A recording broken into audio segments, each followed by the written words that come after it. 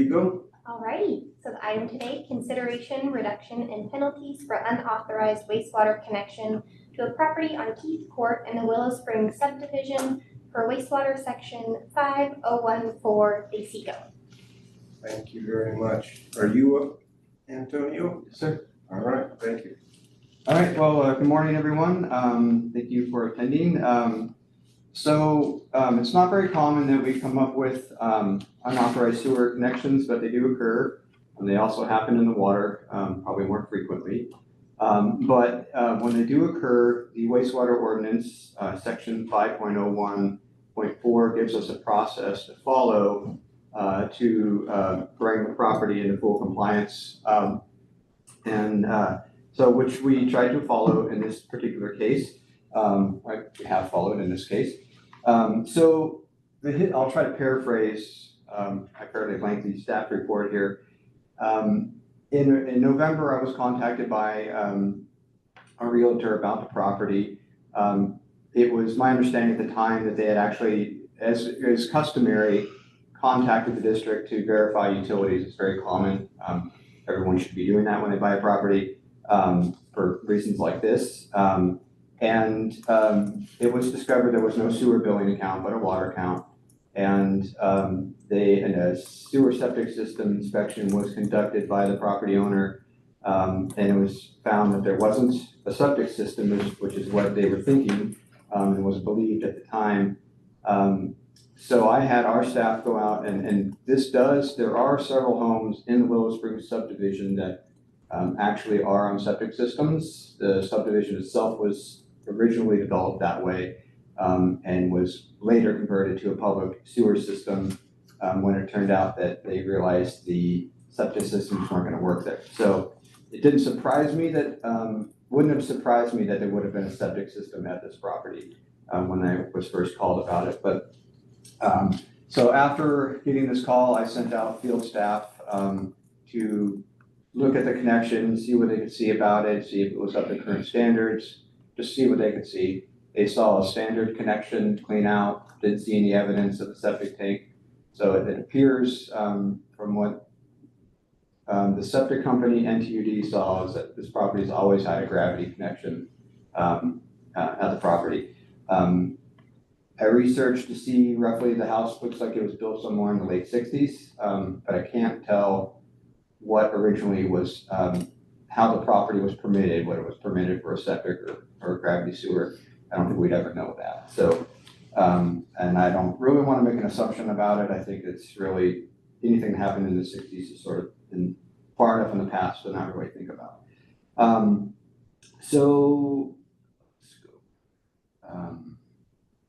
So after we kind of figured out the connection, I referred to the wastewater ordinance, consulted with management and said, that normally we got to assess penalties. The penalties can be fairly severe, as much as double. When we get in situations like this, there's terminology in the ordinance that gives us the engineering department flexibility. And we felt that, the customer requesting a reduction in the fees was a very valid request in this case. They didn't create the situation, they sort of inherited it. We have other situations where a person built a home and should have known, and we would approach those situations differently. So I prepared a letter sort of addressing the situation, referencing the wastewater ordinance. We originally collected the full amount, but gave them the option of requesting this meeting and to request a reduction in the penalties and a reduction in the capacity charge. They signed the property owner authorization form, just acknowledging the situation and formalizing their request. And from that point, we did receive all the funds that we had requested. If the committee approves this request and it goes to the board and they approve the request, we will be issuing them a refund for the difference in the capacity charge and the 25% penalty. I think it's important to note that everyone on the property owner side has been very forthcoming, worked with us, even though this isn't a very fun thing for all of us to be working on. They were very supportive and very forthcoming and cooperative, and I certainly appreciate that. So, and then again, the department fully supports the request for the reduction. We think it's warranted. Well, committee member, do you have anything to say? I've gone over this, and if it's okay with Antonio, it's okay with me. It looks like a good job digging and finding out where we are. I appreciate the homeowners being forthcoming and sending the money and waiting for the decision. Any comments by staff or anything? Well, I have several questions. So the home's built in late 60s, or so we assume. There should be a record at the county that would say for sure when it was, unless it's one of those properties that ended up without a final inspection and I'm gonna go off my memory here. I verified the date by looking at Parcel Quest, which pulls minor data from the assessor's office, and bill date is one of those, so that's roughly what it said. I did make an inquiry with County Environmental Health and the building department to see what they had, and there are some properties that have good records on, some that they don't necessarily have the records. They don't have the records that I could have used to verify what happened here. So as far as when the home was built. So I couldn't see, they had no record of a septic system, no indication of how it was supposed to be. environmental health has no information on it whatsoever. They wouldn't have information on it if it was originally conditioned or permitted as a gravity sewer connection. So they would have nothing to do with this property whatsoever unless there was some other environmental problem. Where if it was a gravity connection, and that's how the building permit was issued, then it would be with the building department, and they didn't have anything that they could share either. So it doesn't surprise me. There are homes that are even in the 80s that they don't have files for. No, I know. I'm very familiar with how inaccurate things occurred on there. So when, well, first of all, how did staff determine that there's a legitimate hookup to the sewer? I mean, how do you know it's adequately hooked up to the sewer? They camera it. They camera it? Yep. Okay. Rich's crews went out there. Yep, okay. Yeah, and they may have dye tested as well, which means they'll put dye tablets like in a toilet or something in the house. And as it drains, they'll wash it downstream. Good. Yeah. It's So they just, could see that kind of pinpointing. concerned me that, you know, we don't know anything about anything else. How do we know it was really hooked up to the sewer? Right. Yeah, it goes from the house, and I think they either looked at a manhole or some point in our known facilities on a main, and they saw it come from the house to our main. So it's not going from the house to the ground or some other place, it's going straight into our main. So when did the folks that own it now buy it? So I think it was 2013-ish, yeah. So as far as I can know, it's 2 owners. So he bought it from the first owner, I believe. I could be wrong on that, yeah. So it's had 2 owners. These are the second owners. Yes. 2013. And you said you were contacted by a realtor. Right. And was this the realtor that handled the sale? My recollection, it was a seller's agent, but I can't remember, so. Was it, so we don't know whether it's the same agent that the current owner bought it through with? Oh, that I don't know. I can answer that. Sure. So we had a plumber go out, because I've been taking care of everything from his. We had a plumber go out, 'cause she wanted to do all of the testing, like inspections. She said, well, let's inspect the septic to make sure that it's running right. And I said, okay, I don't know where it is. So we had a plumber come out and they put a sensor down the toilet, and they said it disappeared, which means that that is probably sewer, so let's go that way. So our real estate agent contacted the TUD to see if it was on sewer. Yeah, that's your realtor today. When he bought the property, is Oh, that the same realtor? he bought it from like a family friend of a family friend, and we didn't do any inspections on it when he bought it. So we didn't ask.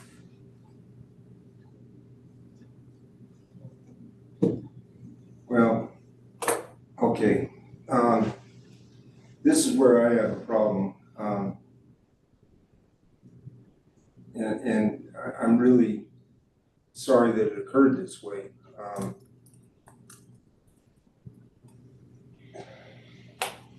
It's like a series of people not doing what they should have done, is what I see. And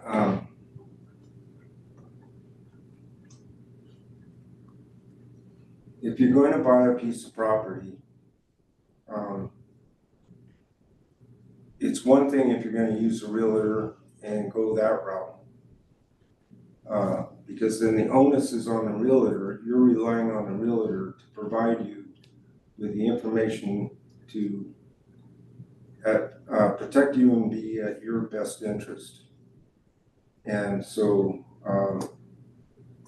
they should recommend absolutely that you get a septic system check, as well as what sort of water is going to supply the property, because without good, safe, clean water and safe sanitary service, you don't have a home, you don't have a safe home. It gets a little, I won't say more complicated, but the onus then goes on the purchaser of the property. If you're going to buy it by yourself, negotiate it with the owner, then it becomes your issue to make sure that the house that you're buying is going to be a safe, livable house. In other words, that it has clean sanitary water or clean quality water and sanitary sewer service, whether it be septic or the other.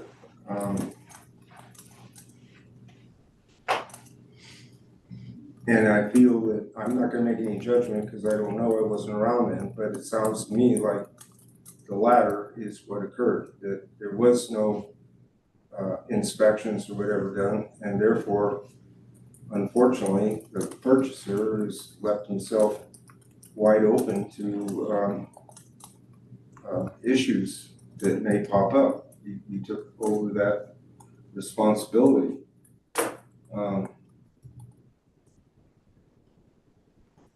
And I'm sorry that something like that would happen, but then I look at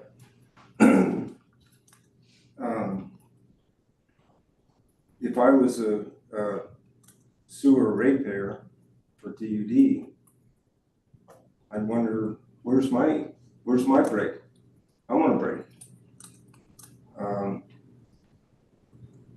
I don't know. I have a hard time supporting this because the TUD ratepayer didn't do anything wrong, and we've got I don't know what's our. I mean, we were formed. TUD was formed in 1992, and we were obliged, given God knows what amount of deferred maintenance in sewer. How much of that is left for us to take care of? How many millions? Many millions. And I don't know. I find it very hard to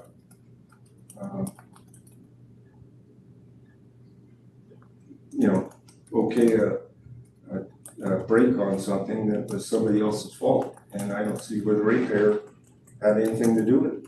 Can I add one small thing? This is a secondary property of ours. We went up maybe about twice a year. So we were paying thousands and thousands of dollars for water, thinking we were also paying sewer or whatever was going on there. He has a hard time remembering. So just to let you know, we didn't live up there, we very rarely visited. Yeah, but that doesn't make any difference. I'm just You were saying, paying- we paid a lot into utilities we weren't using. Was it For water, GD for water. Yeah. For water, but that you were paying for the fact that you can turn the tap on every time you're there and the water turns on. So. Can I make a clarification? Sure. And you may have already gotten this, but I want to float it out there for the group, because you said a break.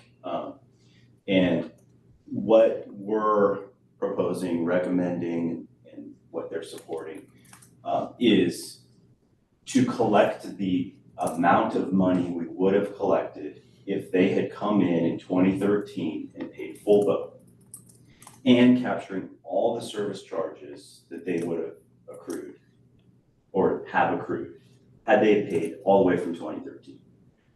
So they aren't getting a break in the sense that we're giving them a free connection. What we're asking the committee to consider is to waive the penalty.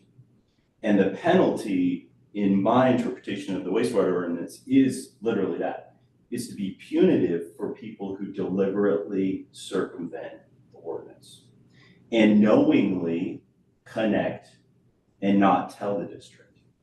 The reason your staff is proposing that we waive that is because we don't feel, on the basis of the record and the information that Antonio's collected, that they knew that they were. And to your point, as a past building, inspector or home inspector, they took a risk when they purchased the property and didn't get an inspection. I get that, but I think what we're saying is that there isn't a knowing, deliberate attempt, and so we would be collecting everything we would have originally. I'm not looking at this from a building inspector's viewpoint. I'm looking at this from a buyer's viewpoint. Did they or did they not make that sale using a title company? Because the title company should have, otherwise they'd be liable, should have had that information. If it was lacking, it should have showed up in the title report. So it's everything that's happened here is anything but TUD's responsibility or fault. I totally agree with him. I'm just expressing the penalty. No, I hear you, Yes. But Yeah. once again, I go back to, if I was a sewer ratepayer for TUD, I'd be going, wait a minute, how is this fair? How is this fair to me? I get a break. I get some sort of break then. Whether we'd be collecting the same amount we would have in 2013. So But today is ratepayer- 2025. yeah, but the ratepayer isn't subsidizing this connection. What about all the collecting deferred the- maintenance that we're trying to get caught up on that we have to inherit in 1992? That's collected through all the rates. They're back paying all the rates they would Yeah. pay. All the monthly fees. Correct. They paid that, they're willing to pay that, not. They've already paid it. It's the penalty. And how are those rates determined? We have records of all the rates going all the way back to 2013. So it's based on what exactly the rates were for those 2 years. So they're back paying their rate for 2013. We lost a lot of money, but if that thing was built in 1960, then before they bought it, we lost a lot of money from not collecting, but it's not on them. It's on them, it's 2013 and on. Well, I don't know. I see the, I sympathize for the situation, I really do. I just also feel that from the ratepayer's point of view, kind of shake your head and wonder, wait a minute now. I mean, that's part of the deal. When you buy a house, when you buy a property, I mean, it's insanity not to go through a title company, which would then have a report on all of that and would make you aware of it, and then would fall back on to the purchaser, the seller, who was the one that got away with murder. They're the ones that manipulated the system somehow. So, Yeah, and I think that's where I get hung up a little bit in situations like this, Ron, because I don't know what people knew in 1968. I just don't. And well, it could have been a situation where our predecessor dropped off the sewer billing for some weird reason. Everything was done in handwritten books. We have no idea. TUD came in 1992. Right, so I mean, it could happen in the 70s, just someone forgot to add it to an account and it got transferred to somebody else. And I don't know where this problem started and why. And that's why I try to look at the situation, not start off with people had, we're looking to deceive and get away with something. I look at it as maybe, in the opposite, that, okay, these are all good people and maybe an honest mistake could have happened along the way. I mean, it definitely could have been our predecessor agency that caused the issue somehow for some reason. We don't know. everything you're saying, I totally agree with.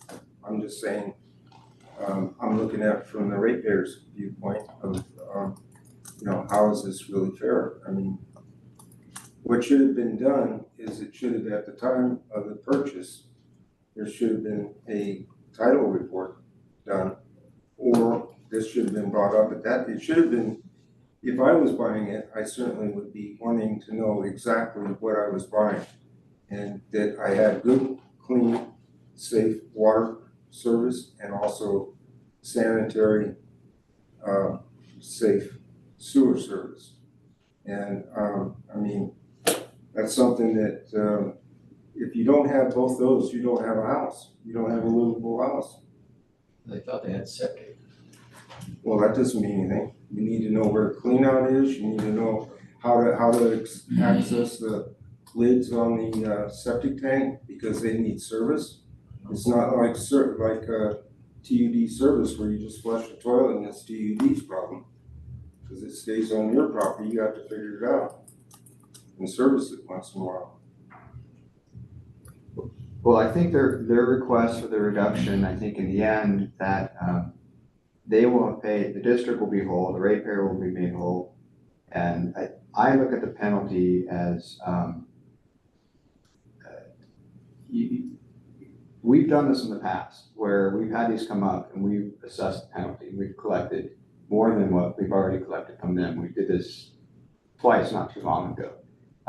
Took a lot of work. It was very painful to people. But in those situations, the two people built their homes, were interacting with Tuolumne Utilities District, paid to get their service laterals connected. But because we didn't provide water service, we never caught it. And the county finaled or gave them occupancy and they were on their way and came through a sale like this and I caught it and then it revealed the next door neighbor did the same thing. And so we definitely assessed the penalties. You didn't know about it because we all felt like that was a case where the property owner should have known. And we put a lot of time and effort into it, which we don't capture. Because we felt like in that situation, it was justified. It was difficult, painful, but we felt it was justified. In this case, I think, I personally feel like the penalty is not justified. I feel like it's very possible that this was just an oversight by our predecessor or the county or somebody along the way. And I could see, since 1968, which precedes my birth, that some people just forgot, and I feel like that's what's happened here. And I'm really asking for your support on this because I feel like it's a fair way to approach this. I feel that no one's, when you look at this ordinance and the penalties, it's meant to discourage this kind of activity from people. And if we allow this to go by, when I got the call, it's like it would have been so easy to just ignore it and just add sewer onto an account, but that's the wrong thing to do, and it would have created larger problems for us in the future. Because then quickly around the community, it's learned that people can connect without pain, without any consequence. I think the way we're approaching this will show people there is consequence. I would have rather paid my bill from 2013 to now than have to pay it all up in one lump sum too. I think that's pretty painful. And so I think it's a great approach. Protects us from people in the future thinking that this is something that's going to be easy to do and they could get away with. So I think and I think that the property owner, I don't think he intended to do it. I think that all the information I've collected, I think it's just one of those things that got missed. But you're right. People should do their inspections and they should definitely get a title report because you would catch things like this. Well, I don't have anything more to say.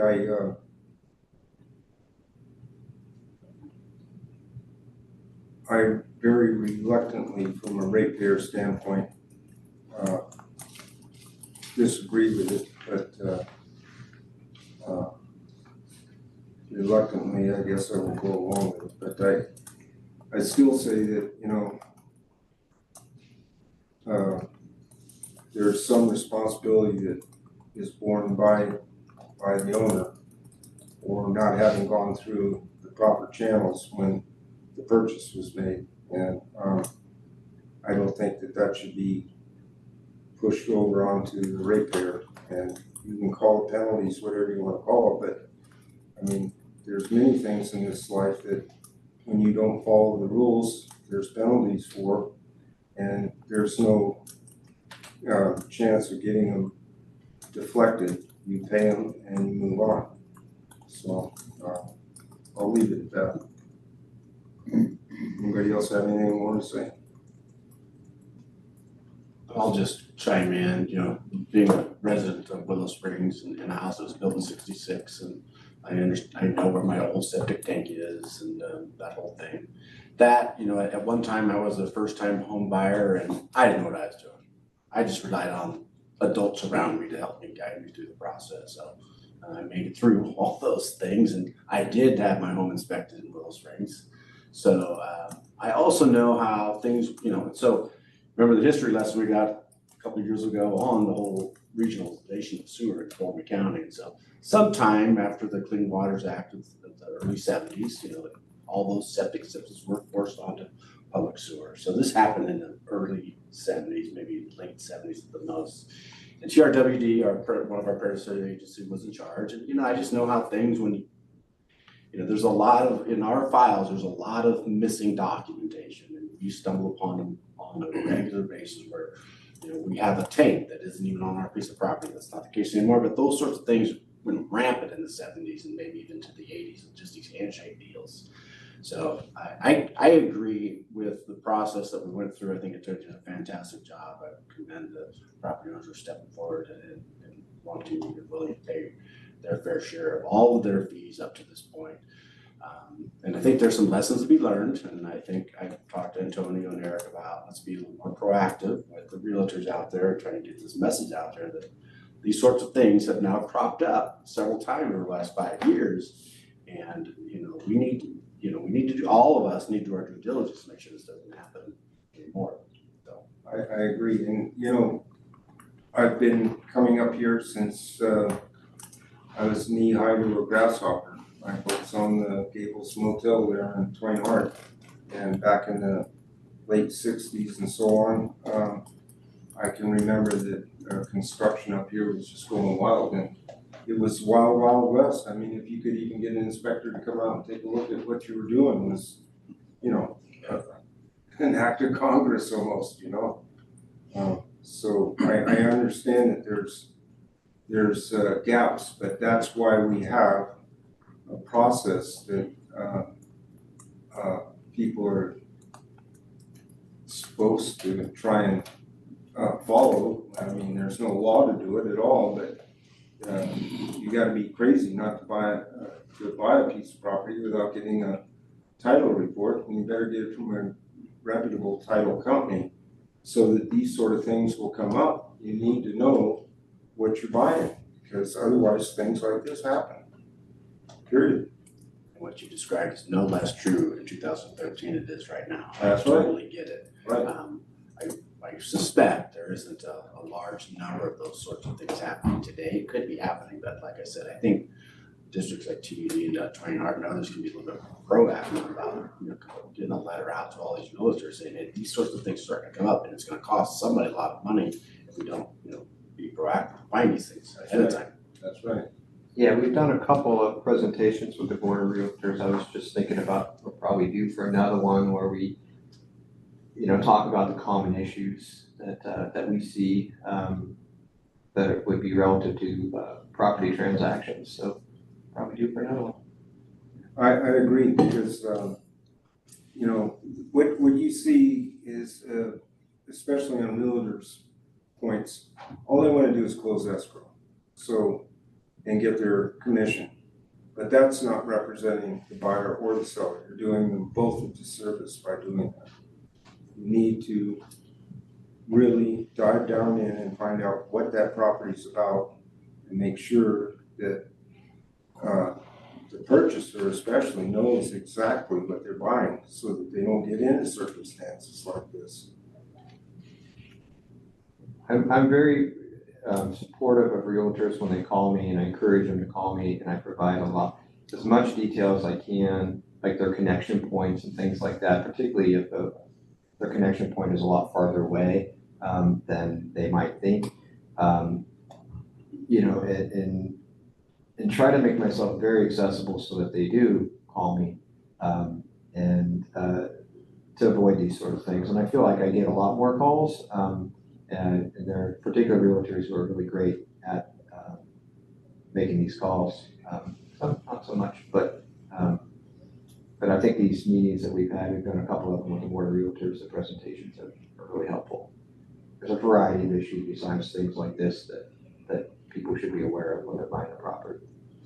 Well, in closing, I guess what I want to say is that, one, I appreciate all the work that you went through to get this to us. I mean, I read through it a couple different times and I could tell you really went the extra mile on this one to try and get us everything we need. But I think that there's another thing, once again, from the ratepayers' viewpoint that we need to look at. Look around this room at how many thousands of dollars right now are getting burnt up, not productive over this situation. Incredible.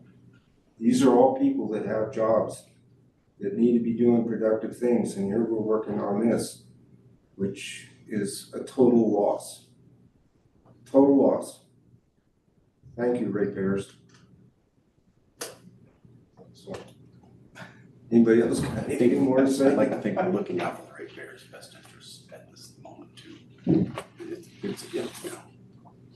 We could have not done our due diligence, right? But we have a process and you trust us to do our due diligence in looking out for the ratepayers. So I think while it is expensive and we wish we were doing other things to be productive, I feel confident looking out for the ratepayers. I think about it every day. Okay. So we will move this then onto the board. We'll get this on the next agenda. Can you give this to Melissa? It's on the next, or you? Antonio will package you up in the I'll staff put it on the report. list. So that would be 24th? 25th. 25th, sorry, yes. 25. 25th. Okay, and if there's nothing else, then I guess we'll close this. Thank you. Thank you for allowing me. Notice.